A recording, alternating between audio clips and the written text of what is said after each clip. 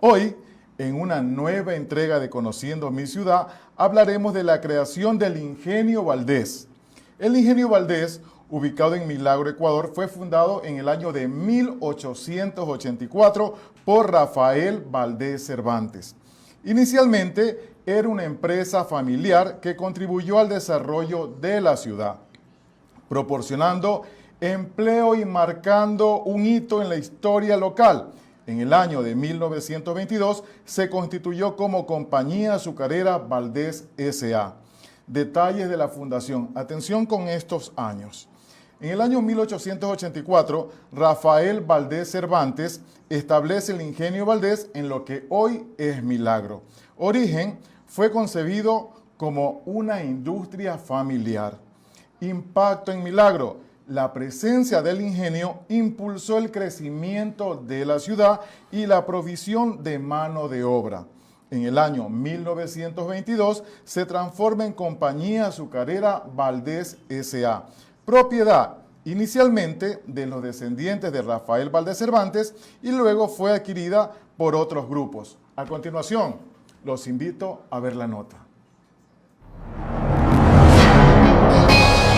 Conociendo mi ciudad, historias y recuerdos de personalidades sobresalientes que vivieron en nuestra ciudad, recorrido por parques, monumentos, cultura y tradiciones. Bienvenidos.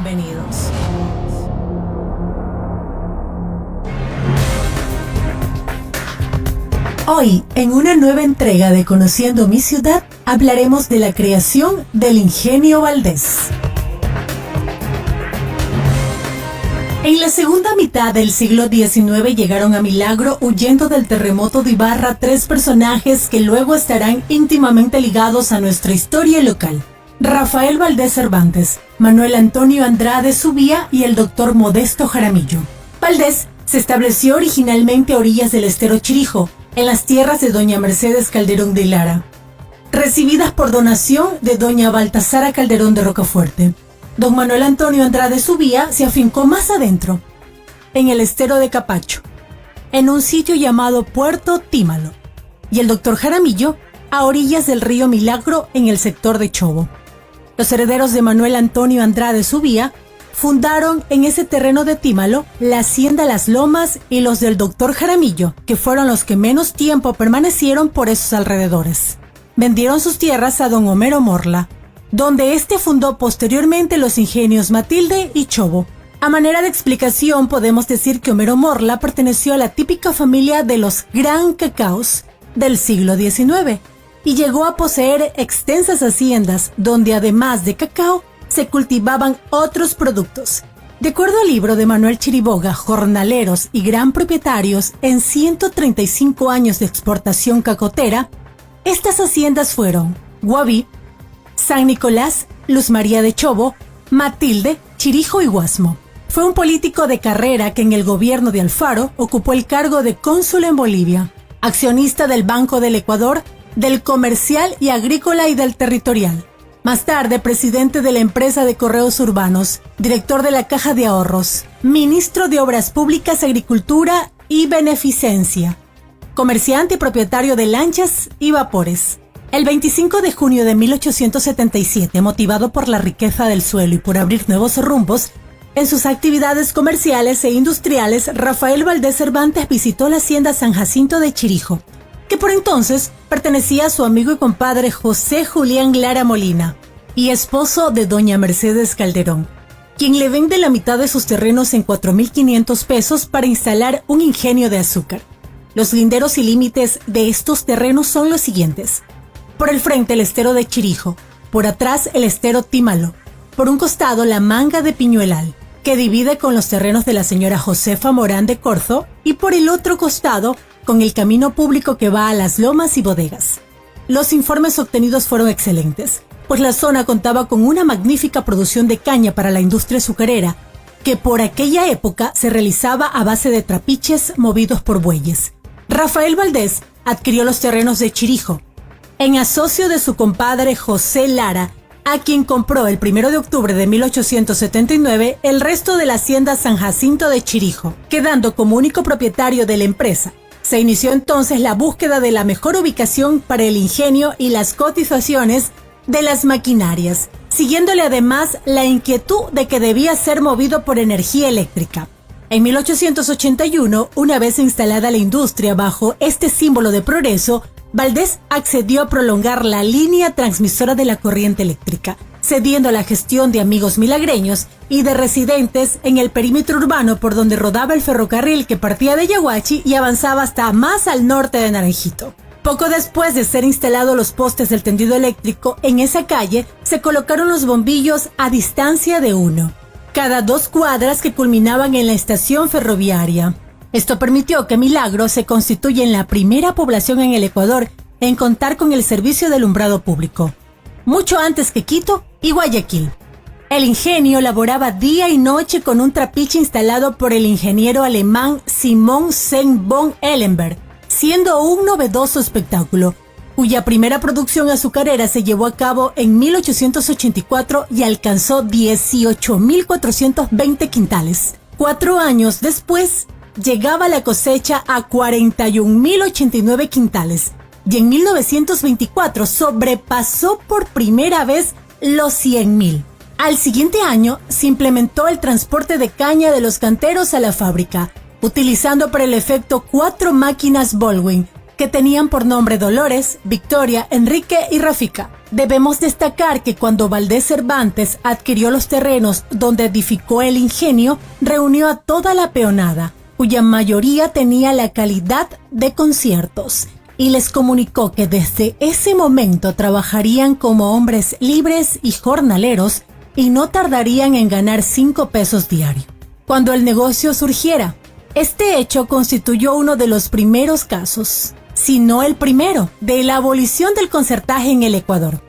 El 27 de noviembre de 1882, también adquirió por compra el doctor Honorato Chiriboga la hacienda San José, denominada antes Puerto de Balsa, con todas sus plantaciones de cacao y café, enseres, etc., cuyo costo fue de 16.000 pesos.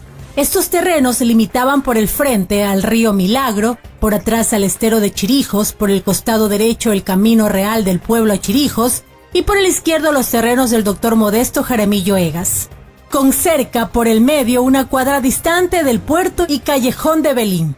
El 2 de noviembre de 1891 la empresa se constituyó en Agrícola Industrial y Comercial, que con el nombre de sucesores de Rafael Valdés, quedó conformada por su viuda Victoria Concha por los derechos de ella y de sus hijos menores de edad, y María Valdés de Dilón, representada por su cónyuge Luis Adriano Dilón. La adquisición del Fundo Vuelta del Río, que posteriormente se dividió en las haciendas Bucay, San Rafael, Victoria y Dolores, fueron compradas por Rafael Valdés Cervantes, para desarrollar luego las crías de chanchos chilenos para la producción de manteca. Pero este proyecto fracasó debido a la plaga del gusano del monte, que es un verdadero azote para el ganado vacuno y caballar. Sus linderos son, por el oriente, línea recta por el río Grande de Chimbo, en derecho de Agua Clara, hasta el límite con Ñauza. Por el occidente, hasta la vuelta del Cumbe, linderos puestos por el señor Luzurraga en la hacienda Rocafuerte de propiedad de la señora Baltasara Calderón, viuda de Rocafuerte. Por el sur, con el río de Chimbo y por el otro costado con el río Ñauza en la orilla opuesta.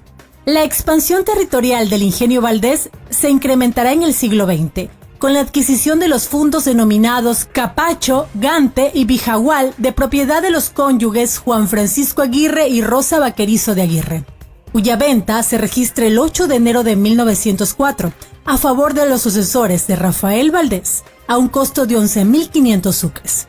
El 1 de junio de 1906, el coronel Enrique Valdés Concha compra en 150 sucres a Felipa Murillo, viuda de Gomero, el sitio denominado Caimito de la Vera.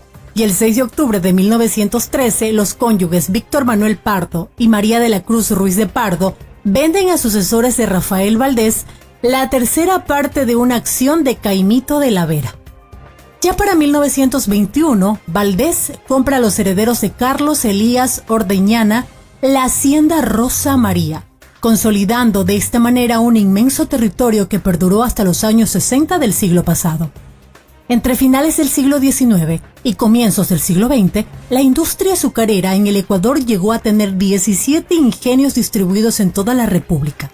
Valdés, San Carlos, Chobo, La Matilde, Isabel María, Cóndor, Luz María, Virginia, San Pablo, Adelina María, San José, Chahue, Rocafuerte, Santa Ana, San Eloy, Astra, Monterrey y Talabuela.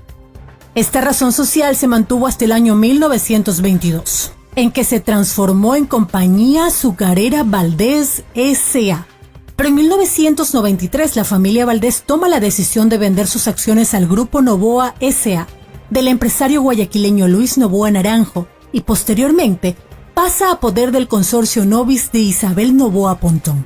Esta próspera industria desde 1884 hasta el año 2005 registró 121 zafras, pero solo en una ocasión en el año 1932 no la realizó por exceso de azúcar en el mercado nacional. A esto también debemos añadir un dato interesante relativo a la zafra número 95 producida en el año 1979, ya que hasta esa fecha el azúcar era envasada en sacos de 100 libras y a partir del año siguiente es comercializada en fundas de 50 kilos. Datos tomados de El Libro de Milagro, un recorrido por su historia, del licenciado Víctor Hugo Vicuña Piedra.